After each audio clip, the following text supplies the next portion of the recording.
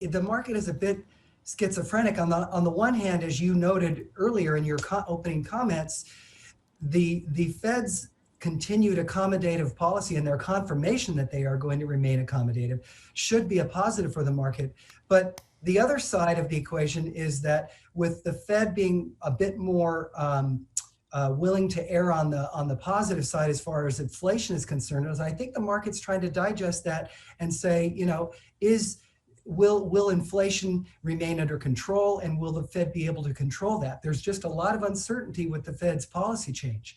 The one thing I will tell you, though, that I find interesting is that while I think the Fed is trying to do the best it can with the tools that they have and the data that they have, frankly, I think that it's very difficult, and history has shown that it's very difficult for the Fed to control inflation.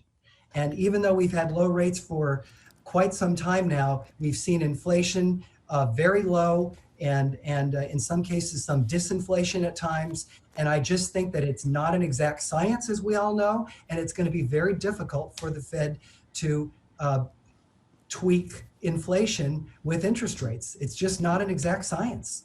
Is 2023 too long to wait until we start to see rates moving up, given that we're supposed to see this huge rebound in 2021 next year? We are supposed to see it. And, it's likely that we're going to see a rebound even near term. So when you look, one of the things that came out of the Fed today is they got much more dovish with some of their forecasts. So they forecasted, they cut their decline in year-over-year GDP almost in half. So they significantly reduced their expectations for unemployment. So we're already seeing that we are going to be looking at somewhere, perhaps, at least I think maybe somewhere down around 4% year over year. But that is considerably better than what the forecasts were just a few months back. They were more than double that. And I think that's why you're seeing the markets continue to improve.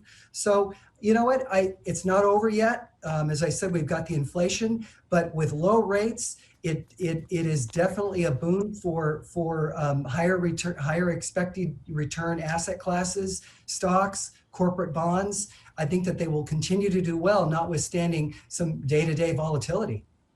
What do you like then when it comes to investing in equities? I know you favor techs and financials, but interest rates near zero is going to crimp those financial margins out to 2023.